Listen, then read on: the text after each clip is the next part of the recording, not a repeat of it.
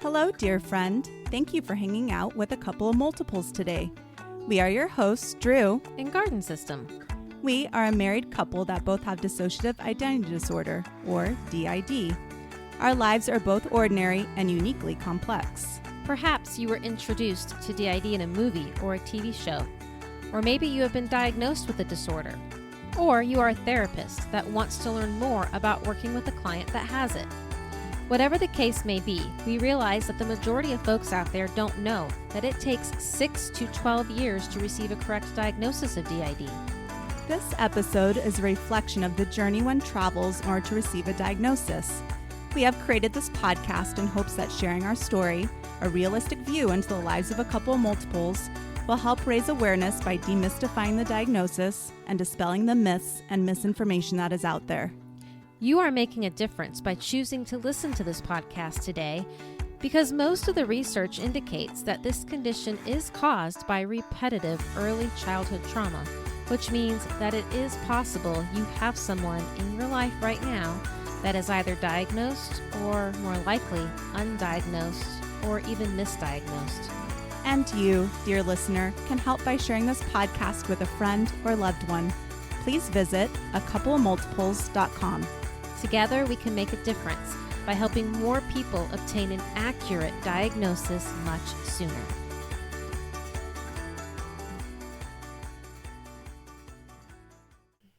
Hello there. Thank you for tuning in to this intriguing second episode with Drew and Garden System, a couple of multiples. As you learned from the first episode, we are a married couple that were both diagnosed with dissociative identity disorder, or DID. How is a person diagnosed with this condition, one might ask? Well, we invite you to travel back in time with us to hear our stories of therapists, medication, and incorrect diagnoses, and all the flags we never saw. We will share how each of us finally received the correct diagnosis by going through specific examples of how we each met the diagnostic criteria for DID. So, trigger warning here, we will be mentioning suicidal ideation, suicidal attempts, self-harm, types of abuse, and other conditions such as eating disorders in this episode. So please, before listening, make sure you are in a good place to hear about these topics, have your safety plan if needed, and know where your support people are. You can pause right now if need be and come back at any time to continue listening. So yes, the diagnostic criteria found in the DSM-5. As straightforward as it sounds, many therapists still miss the signs. Hollywood has done quite the job at sensationalizing the very first criterion for dissociative identity disorder. This is how it reads in the DSM. Disruption of identity characterized by two or more distinct personality states, which may be described in some cultures as an experience of possession. The disruption in identity involves marked discontinuity in sense of self and sense of agency, accompanied by related alterations in affect, behavior, consciousness, memory, perception, cognition, and or sensory motor functioning. These signs and symptoms may be observed by others or reported by the individual. Wow, that was quite the mouthful. Yes, switching between alternate personalities or alters is the hallmark sign, and so many people think it would be obvious to notice DID because they are expecting to see these wild switches in our looks and behaviors. Switching is actually not that easy to detect, even when someone has a bit more overt switching. Yeah, they're expecting a Hulk-like creature to erupt out of our body, seething with murderous anger, looking to destroy all in its path. Not mentioning any names, but the movie Split might come to mind. I believe that many of you listening now have seen this movie. The main character has DID, and you watch him turn into a completely different person over and over again. The truth is, switching is typically much more covert, meaning no one is supposed to see the switch. DID is about flying under the radar. We try to stay hidden, even from ourselves. Yeah, this is really quite a secretive condition. Since trauma originally made barriers between the parts of ourselves, information each part holds is quite separate from one another. For example, the part of ourselves that had to go to school when we were little didn't know the information that the part of ourselves that held the trauma held. It made it so we could go about our day relatively unscathed from the traumatic things that were going on. Pretty incredible, actually. So, a multiple is unaware of when they switch from part to part, just like outside observers remain in the dark about what's going on, because the signs of switching are really quite subtle, unless you really know what to look for, which can vary depending on the individual, or should I say, multiple. Exactly. It is about keeping a secret from ourselves and the world. We had to live very different lives in different places. For me, my trauma did not happen in my childhood home, but we were programmed to not tell what happened. So the part of us that knew what was happening did not come out at home. If that part were to reveal themselves, the secret would be out and bad things would happen.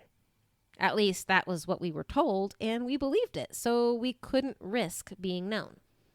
I think it's important for people out there to understand that switching is not what is most noticeable about a multiple as they're growing up. They don't even realize themselves that they're switching, and it's not a conscious decision to do so in the first place when the trauma is occurring. What is noticeable and what usually brings multiples to therapy are things like depression, anxiety, disordered eating, or feeling suicidal. Yep. We saw our first therapist ever because we were experiencing suicidal ideation when we were college freshmen. We had a couple sessions and that was it really. Fast forward almost 10 years and we had made an actual suicide attempt and started therapy again after a brief hospitalization.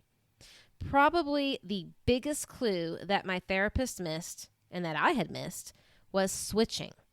She would ask us the reasons for the suicidal ideation and why we were self-harming.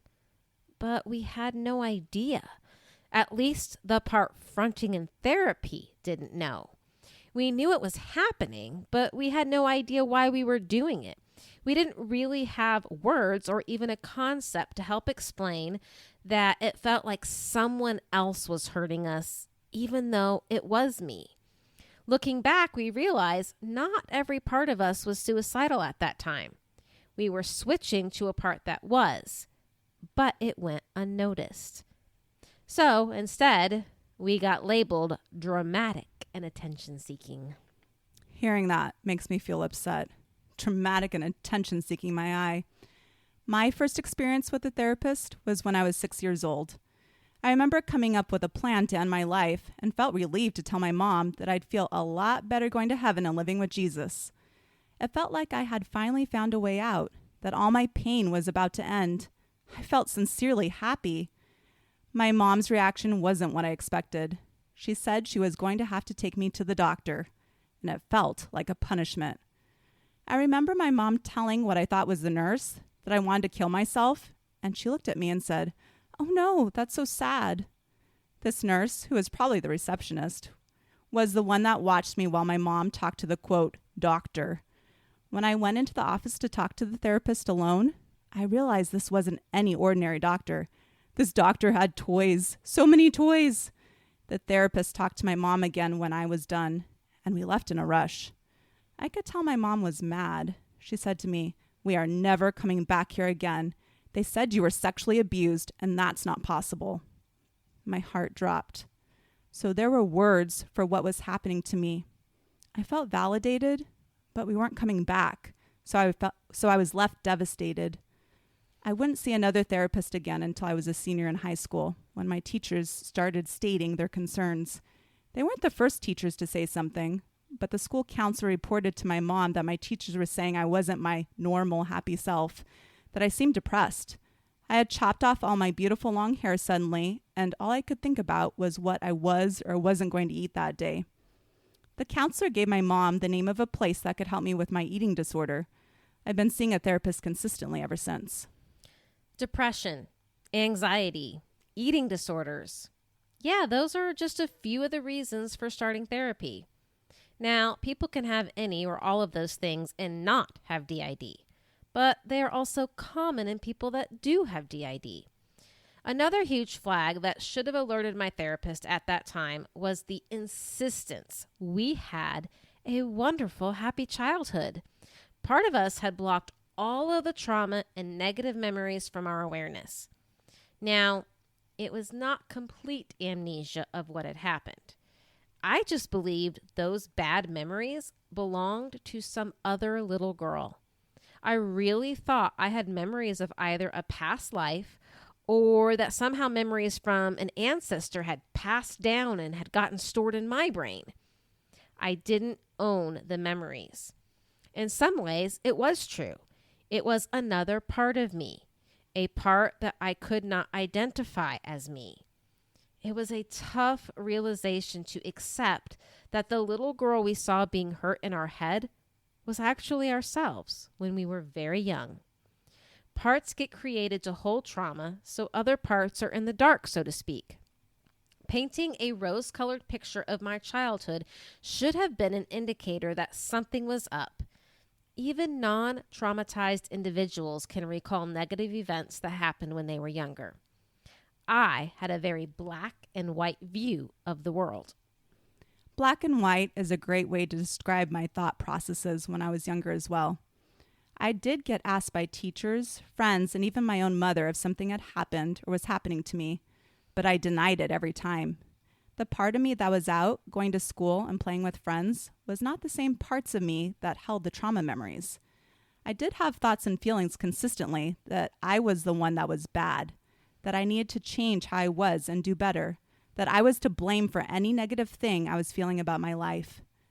Looking back now, I understand that my mom had a lot to do with this.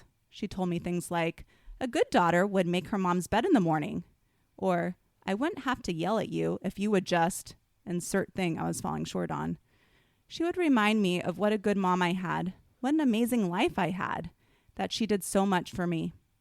And no one could deny that. She was in the PTA. She was our Girl Scout troop leader. She took me to swim lessons, ballet and tap, gymnastics, helped me with my homework, and kept pictures in multiple scrapbooks she made detailing my wonderful childhood. When teachers or friends questioned her or brought up the flags they were seeing, she would just refer them back to all the ways she was such a good mom. But my mom was anything but predictable. I didn't ever really know which of the parts of her I was going to get, because she's a survivor too. She told me over and over again how bad growing up was for her, when she was reminding me about how good I had it. This further separated me from the parts of me that held my own trauma. How could anything bad be happening to me? I was so lucky to have my life. It was just bad dreams I was having. I just needed to be a better daughter. That was the problem. I was bad. This led to an enormous amount of self-hatred. We can really relate to that. I mean, even to this day, my parents like to talk about how good I had it growing up. I was spoiled, according to them. And to be fair, that is all that they knew. My abuse didn't happen in my home. It happened most likely at a relative's house. We too had this inherent belief that we were bad. My perpetrators used sexual abuse as punishment for things like not eating my vegetables. So I believed I would just get in trouble at home if I told. So we never told our parents anything. There were other reasons we never told, such as having the lives of loved ones threatened if we told. Also, I was extremely young when some of these things happened, and my young brain did not have the capacity to comprehend what was being done to my small body. Now that we have accepted the memory as ours, we realize how confused we had felt then. There was just one pervading word that pulses throughout that whole memory, and the word is bad.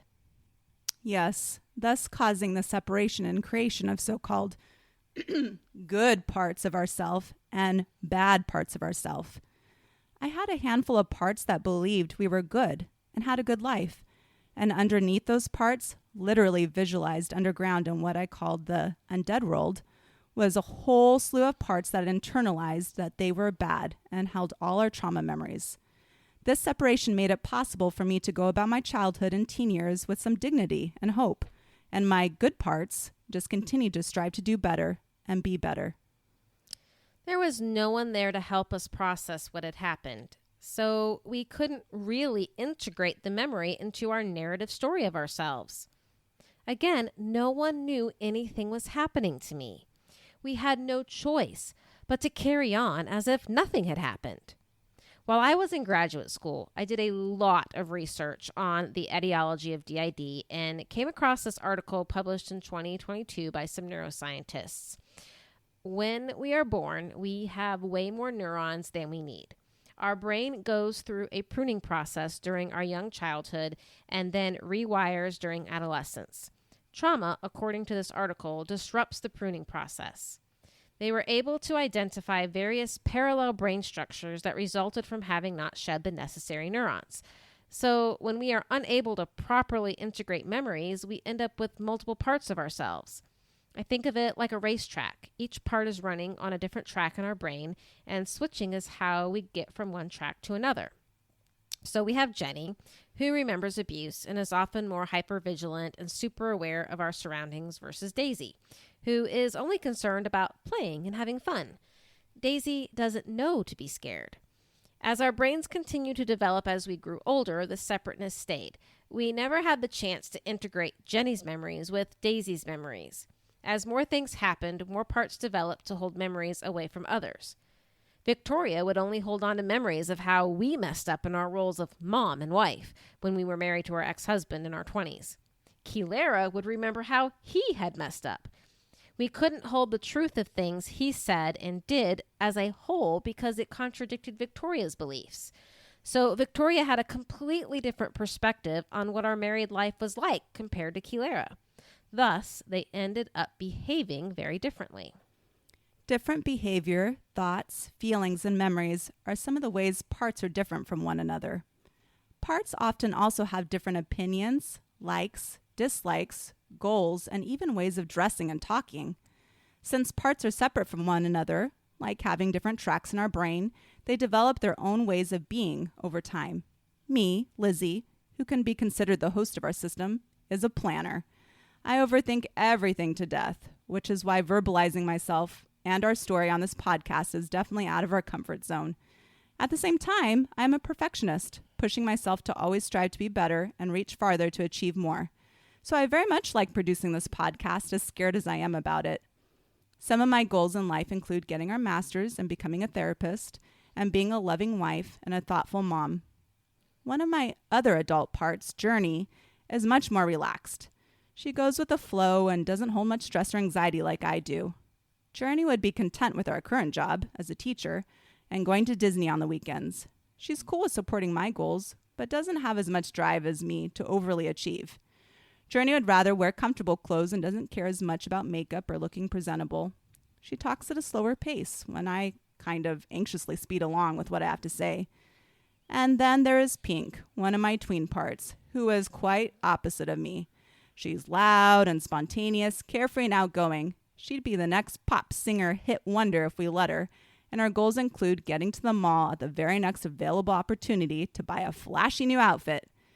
These are just a couple examples of how parts are different from one another and what that might look like in one's life. As different as each of these parts sound, it has taken a long time for us to be able to tell them apart. Parts might like to dress differently, but that might not always happen. Leanna gets us dressed for work, and that is the outfit we are in for the day. We don't exactly have the luxury to change in the middle of the day when Keelara pops out. Also, clothes are expensive, so not everyone gets to buy everything that they like or prefer. Maisie would totally dress in black from head to toe and put on the heavy black eyeshadow, but that's not exactly the professional look we need to have for our career. Maisie does get to have some black things, and Leanna takes her preferences into consideration when shopping for professional clothes for work. So yes, we have some nice black blouses and trousers, yet no one really takes note of these different fashion tastes. Now that Drew and I have been together for a while, we are able to recognize certain facial expressions that clue us in as to whether it's Lizzie or Journey. Another clue is changes in the voice, particularly in the pitch. Keelara tends to have a deeper voice compared to the rest of us. Daisy definitely has a rather high-pitched voice. Yet most people wouldn't catch on that we weren't the same person in that moment. You really have to look for the differences. There are some people whose switches are much more covert and obvious than others, yet somehow clinicians still seem to mistake these behaviors for bipolar or even a personality disorder like histrionic. I blame the myth that DID is rare. clinicians think they won't encounter DID, so they don't screen for it. I think the biggest mistake clinicians make is that they don't screen for trauma in general. It's my personal opinion that every client that walks through a therapist's door should be screened for trauma.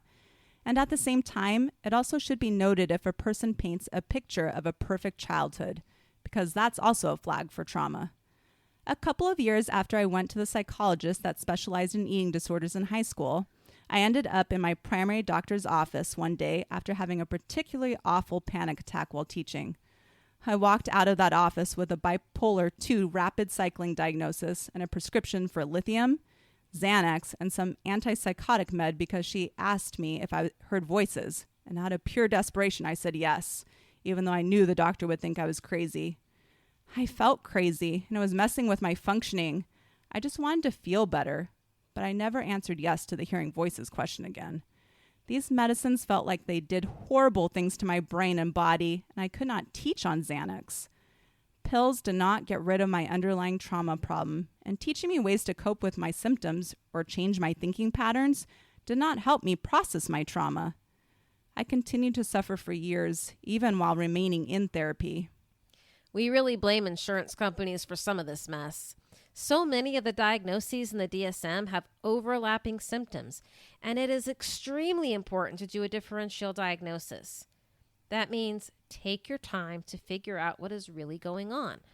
Most people assume hearing voices is a delusion, but it is a common symptom in those with trauma.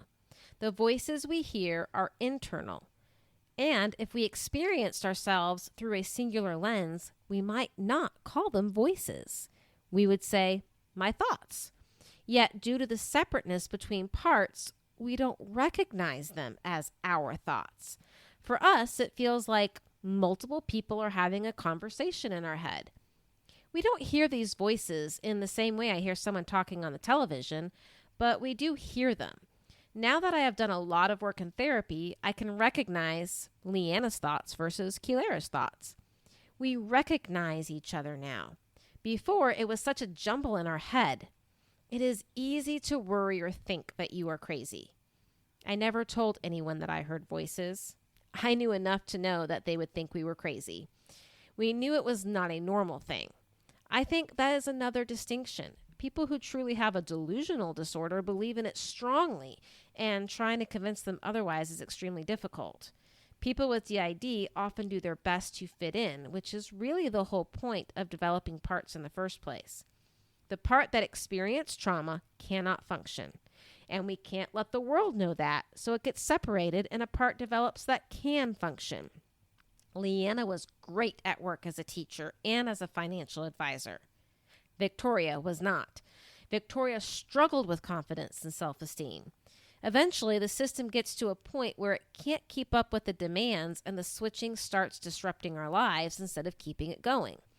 For us, the breaking point was more trauma in our adult life. The system started spiraling in chaos.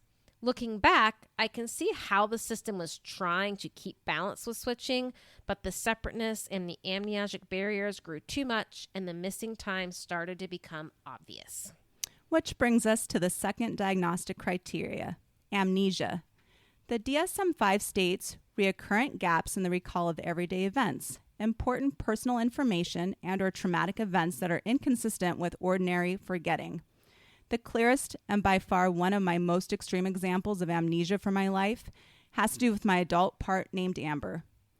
Amber married my ex-husband when we were 22. When our marriage ended because of a traumatic event, Amber went away, and I, Lizzie, took over our life. But Amber didn't go away for a couple of days. She didn't come out in the body again for over 10 years. And when she did, we were living in a different state with a woman. And Amber's body was 10 years older. She had a breakdown because she didn't know where she was at, she didn't understand social media or GPS, and she didn't know we had discovered our trauma history. She wanted to know where our ex-husband was at and why we didn't have children. She started making plans to move into an apartment by herself, and she deleted our social media accounts. It took a lot for us and our therapist to get her up to speed, to get her oriented to time and place, and for us to develop a plan where she felt like if she let others out in the body, she wouldn't wake up one day and have lost another 10 years. Not all amnesia is so long, though. For us, our amnesia comes in much smaller doses, and sometimes our brain stores our memories in such a way that we are completely unaware that we lost any time at all. The first time we became aware of having forgotten a period of time was when we were married to our ex-husband. Kilera wanted a divorce and kept trying to get us to leave him. Victoria was terrified we would go to hell for divorcing him and kept coming back. Victoria even had this whole conversation with our ex and practically renewed our vows with him. No one else in our body was aware of this conversation, and when Kilera tried to leave again, he wanted to know why we had made such promises to him. We vehemently denied making such promises.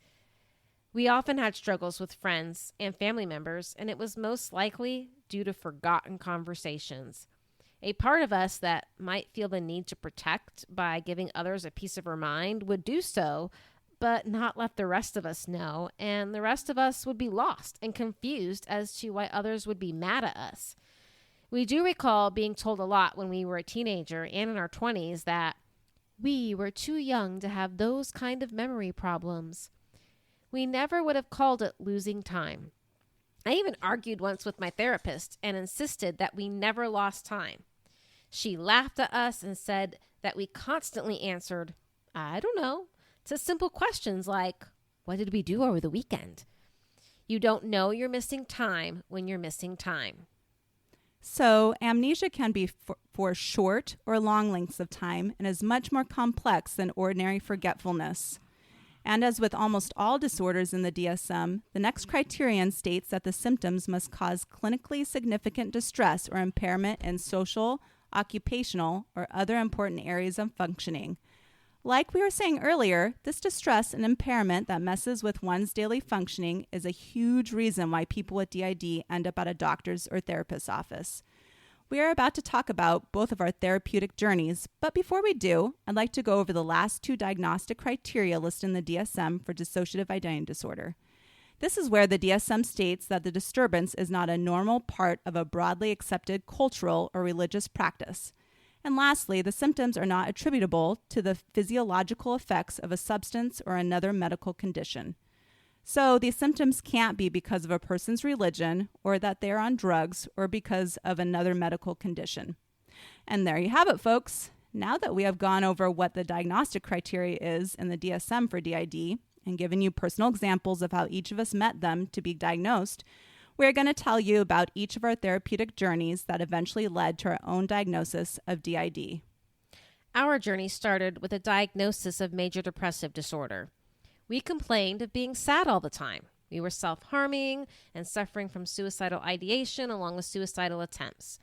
We also were diagnosed with ADHD for inattentiveness and put on Ritalin. We did make some improvements with a little bit of therapy and thought we were focusing more on the Ritalin, so we thought we were better. Except the suicidal ideation wouldn't go away. We were hospitalized over and over again and had our medications changed each time we went.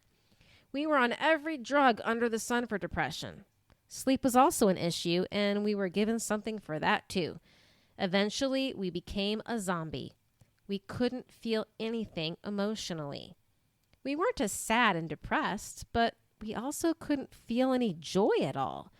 With huge strains on my marriage at the time, we ended up having a huge fight with my ex-husband and threatened suicide, which landed us back in the hospital once again. This time, the psychiatrist thought we were being dramatic and labeled us with histrionic personality disorder. What we remember is her scoffing at us and not believing us about the abuse that was happening in our marriage, so we stopped talking. There was no point in talking to her. We had a friend that tried really hard to be helpful, but as soon as she would leave to go home, we started having panic attacks and crying spells. We did not understand that we were experiencing flashbacks that she was triggering, and it just looked like we were frantically trying to avoid abandonment, which landed us with borderline personality disorder. We started to hear about dissociative identity disorder and even brought this up to the therapist we had then, but she insisted we did not have it. I remember her saying, "You know what kind of trauma causes that, right? And you don't have trauma." It is true that I kept insisting that I had no trauma, But deep down inside, I knew that wasn't right. I tried to show her my journal, which had trauma recorded in it. She did read it and would ask if we had trauma, to which we kept saying no. The parts showing up in therapy did not hold the trauma. They did not remember what we had written. She would point out how our handwriting could change and would try to read the journal out loud to us, but we just dissociated while she was reading. After our divorce from our ex, we moved away and things settled down. For a while, I was just convinced my ex was making me crazy, but it didn't take long for the depression symptoms to start up again. I went from therapist to therapist for a little while and struggled to make a connection. I was told that they could not see me anymore. I don't really remember if they ever explained why, and they did not help me find a new person to see. I ended up with someone who finally diagnosed me with what at that time was called DDNOS, which stands for Dissociative Disorder Not Otherwise Specified, which is now referred to as OSDD, Otherwise Specified Dissociative Disorder. I didn't really understand what DDNOS was, and she never explained it. She never explained when she did EMDR, which stands for Eye Movement Desensitization Reprocessing, or hypnosis. EMDR is a way to help process trauma, and my current therapist uses it effectively with us. I ended up switching to my current therapist because the previous one canceled her sessions a lot due to being sick often. I reached out to a friend that I had made that had DID and asked her for a recommendation. That is how I ended up with my therapist that I have today. I still remember our very first session and how she just seemed to know the right questions to ask. After seeing her for about 6 months, she confirmed that we did indeed have DID. She knew to ask for names of parts. She knew what to look for to recognize that we had switched from one part to another. She knew how to talk directly to the various parts that showed up, and it was them that revealed the trauma that we had tried so hard to deny. Well, there was no way we could keep denying what had happened. We started having awareness of each other, and that is when the hard work of therapy really began. We really were a we. And just like with Garden System's story, I didn't figure out I was a we for a while as well. I had mentioned earlier my therapeutic journey started when I was 17 and a senior in high school. My mom took me to an eating disorder clinic after my school counselor had suggested it. The psychologist I saw there was kind, but it made me uncomfortable that he was male. I did see him through a good portion of my undergrad. He diagnosed me with what used to be called EDNOS, Eating Disorder Not Otherwise Specified, because I only met some of the criteria for anorexia and bulimia. He also diagnosed me with generalized anxiety disorder. I did talk about how my mom treated me, about her rage and yelling, about the physical and emotional abuse. His idea of helping me was telling me to move out as soon as possible. My mom did not want me to move out, and she made it very hard to do so. It took me getting married to my now ex-husband to get out of the house. I just turned 22 when I got married. I graduated with my bachelor's in elementary education shortly after. I got my first teaching job at a public school teaching 4th grade. I was struggling with panic attacks and what I thought were highs and lows of my moods, which now I know were parts of myself. I was beginning to think I had bipolar like my late aunt on my dad's side. It felt like I was spinning out of control while also not being able to get a grip on my anxiety. As I recounted earlier, one day I was writing the schedule on the whiteboard for the kids, and I couldn't take it anymore. I left right then and there and went straight to my primary care doctor. I was in a panic, and that's when she labeled me with bipolar 2 rapid cycling and put me on a bunch of meds. I started seeing a psychiatrist after I figured out I couldn't stay on the meds my primary doctor had put me on. He put me on Lamictal, which is a mood stabilizer. I tolerated this med and was on and off of it for a few years, even after my marriage ended. I started dating women. A year before I moved with my girlfriend to Florida, I started seeing a therapist that did assess me for trauma. And I discovered something I had never realized before, that it is possible for a mom to sexually abuse their child. It was a turning point for me. My mom had always said to me variations of, "I'm allowed to," insert action here, "because you are mine." I thought what I had experienced was normal, even though my body, thoughts, and feelings were telling me otherwise. I learned not to trust myself. I was wrong. I was wrong. This therapist was the first person that empowered me to trust myself and told me that I did not deserve what happened to me. I did not cause this. And even though this part of my trauma history was only a small piece of a much larger picture, It was enough to start my healing journey. This beloved therapist of mine did not discover my parts, but that could have been because we had such a short time together. One day, I found out she was diagnosed with cancer, and I had to start seeing a different therapist. Between therapists, my girlfriend and I started doing research, and I stumbled upon DID within my search. When I read other people's accounts of having parts, I immediately identified with the stories. I wasn't sure I had it, but I knew I needed to seek out a therapist that knew something about trauma. I started seeing the top trauma therapist in Salt Lake City. I quickly discovered that this woman did not believe in DID. One day, one of my littles came out during a session, and she started mimicking her in a high-pitched voice. Startled, I realized suddenly how I sounded and that it was indeed a little that had been out. I felt humiliated. My girlfriend and I decided we wanted to leave Utah and move to Florida. So I found a therapist when we moved to Florida that treated trauma and believed DID was real. I asked her if she could assess me for DID and anything else trauma-related. She had me take several diagnostic screening tests and saw me for a while before diagnosing me with DID. We worked on stabilization and getting to know the parts of myself for the majority of the time I saw her. When I was stable enough to start working on processing my trauma, it felt like she was a little fearful to, quote, go there with me. She made it sound like she was worried it would destabilize me, which of course is a true concern for anyone at that phase of trauma treatment.